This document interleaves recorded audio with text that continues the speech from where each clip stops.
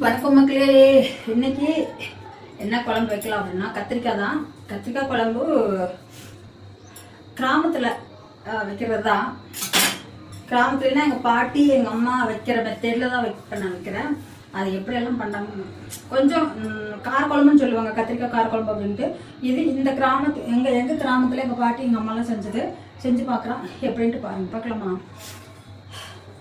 இதுக்கு நான் என்னெல்லாம் போடுறேன் அப்படின்னா, பலாவதை இருக்கும்ல, இப்போ தான் சீசன் தானே.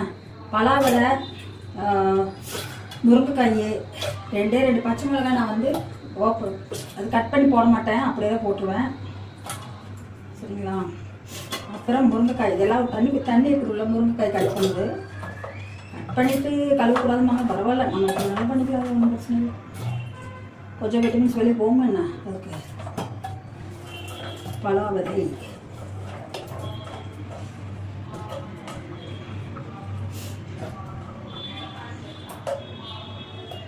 பச்சை மிளகாய் 2 போட்டாச்சு. ஊயம்மா என்கிட்ட போய் விழுகிறது.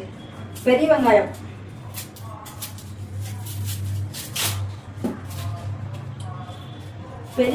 இருக்குன்னா இது தாளிக்கிறது சின்ன வெங்காயத்தை தாளிப்பேன். ஒரு பெரிய வெங்காயம் போட்டோம்னா அது ஒரு டிஃப்ரெண்ட் டேஸ்ட் கிடைக்கும்.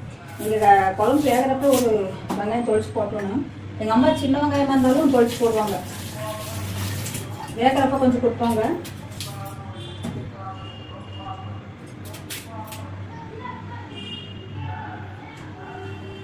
வெங்காயம் அப்படிலாம் பாருங்க, ஒன்று நம்மளுக்கு எதிர்ப்பாக வந்து போட்டு கத்திரிக்காய். நீங்கள் இந்த வெங்காயத்தை பெருசு அப்படி நீட்டாக கட் பண்ணி போட்டுக்கோங்க. இந்த மாதிரி நடுநடுமாக கட் பண்ணி போட்டுக்கலாம், பிரச்சனை இல்லை. 3 தக்காளி பழம், பெரிய பழம் எடுத்துருக்கிறேன். கழுவிங்களா தண்ணி உள்ள இருக்கு, தண்ணியில் அப்படியே கழுவி விட்டுருவேன். தண்ணி வச்சுக்கலாம், அதை வடிச்சிட்டோம்னா இதாயிக்கும். அந்த காம்பை எடுத்துருங்க. எல்லாரும் அதை போடுறாங்க. சப்போஸ் எங்கள் பாட்டி எங்கள் அம்மா வச்ச மெத்தேடு.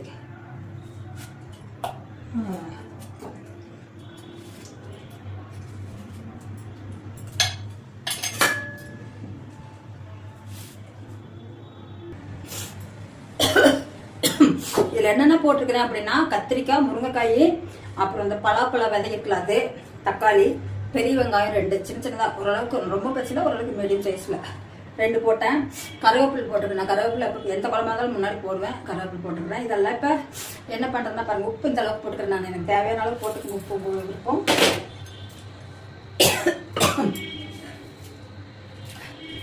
சளி பிடிச்சிக்கிச்சுங்க, ஒன்றும் முடியல, என்ன பண்ணுறது.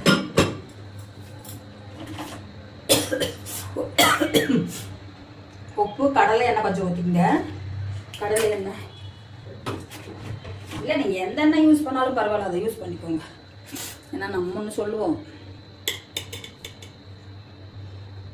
ஒரே ஒரு குழம்பு மிளகாத்தூள் 1 ஸ்பூன் தான் போதும். இதெல்லாம் மிளகாத்தூள், கொஞ்சம் எண்ணெய், உப்பு எல்லாம் போட்டுட்டுனா இதை நல்லா இப்படி குழி வெட்டுக்குங்க. தலையை நல்லா போட்டுட்டுங்க.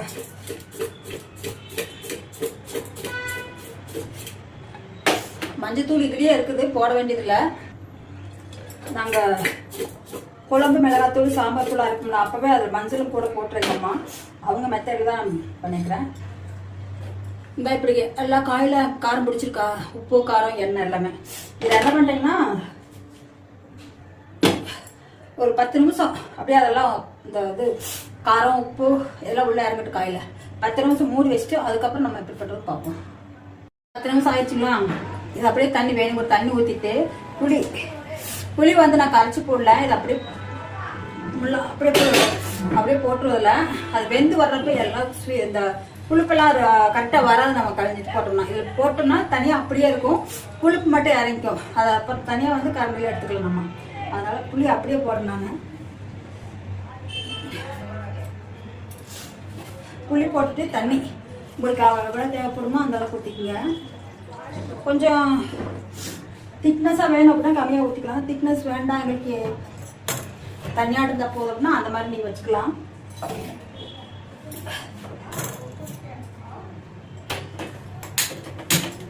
அவ்வளோதான் வேகட்டும்.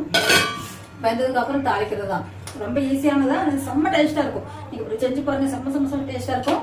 அது முதன்னைக்கு வச்சுட்டு மறுநாள் காலையில் கொஞ்சம் சுண்டை வச்சு லைட்டாக சாப்பிடுவாங்க. சாப்பாட்டுக்கு அவ்வளோ சூப்பராக இருக்கும். இந்த பக்கத்தில் லூஸ் கீழே விட்டு கால் கற்றுக்கு. ஸ்கூல் லீவு எல்லாம் ஹாஸ்டலில் இருக்கிற பிள்ளைங்க கூட்டு வந்து போனாட்டு கத்திக்கிட்டு என்ன பண்ணுங்க, ஒன்றும் பண்ண முடியும். வாங்க குழம்பு தாளிக்கலாம். கத்திரிக்காய் குழம்பு வெந்துருச்சு. ரொம்பலாம் எண்ணெய் ஊற்ற வேண்டாம், நான் கொஞ்சம் கம்மியாகவே தான் ஊற்றுவேன். இந்த மூடி கூட நமக்கு தெம்பு வர மாட்டேங்குது உலகத்துல. கடுகு கொஞ்சம் அதிகமாவே போடுவேன் நானு. கடுகு அதிகமா ஏன் போடுறேன் அப்படின்னா, ஐயோ கம்முனு பேசாம கடுகுக்கு எனக்கு ஓவர் சண்டையா இருக்குதுங்க. சண்டை தாங்க முடியல. இந்த கையில போய் பிடிக்க முடியாது, ஒரு பெட்டியில போட்டு வச்சிட்டேன். அதுக்கு எனக்கு அவசரத்துக்கு வருது.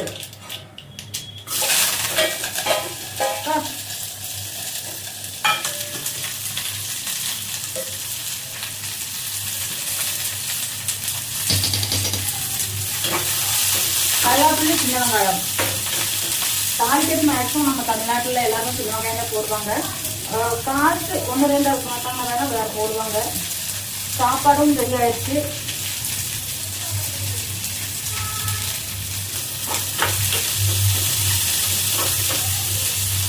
தாள் போட்டதே பெரிய இதாக இருக்குங்களா. நம்ம மூடி எடுக்கலாம்னு பார்க்க ஒன்றும் கிடைக்க மாட்டேங்குது. சரி விட்டு நீங்கள் சமையல் பண்ணிட்டீங்களா? சமைச்சு முடிச்சுட்டீங்களா? இன்னும் இல்லையா?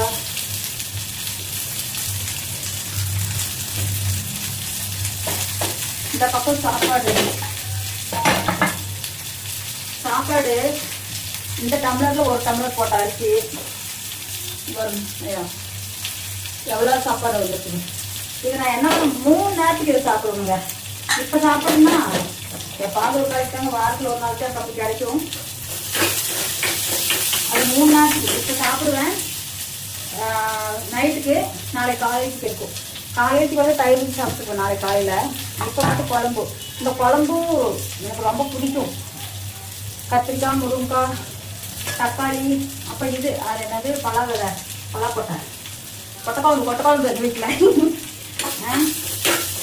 வெங்காயம் கொஞ்சம் நல்லா ஸ்டோரை வணங்கிது, அப்போதான் டேஸ்ட் நல்லாயிருக்கும். நல்லா வாங்கினா கமகமாக நல்லாயிருக்கும். அவ்வளோதான் வணங்கி வச்சு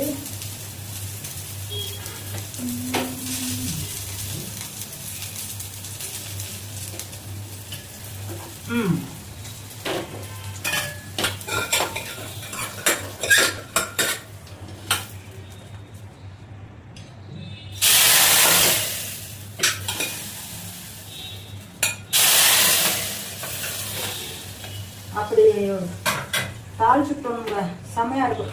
இன்னும் கொஞ்ச நேரம் போய் சாப்பிட்லாம்.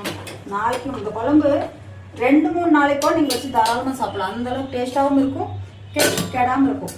ஏன்னா நம்மளாம் பர்ஃபெக்டாக போட்டுக்கிறதுனால. சரி, அடுத்த சமையலில் வந்து சந்திக்கிறேன். நன்றி, வணக்கம், பாய்.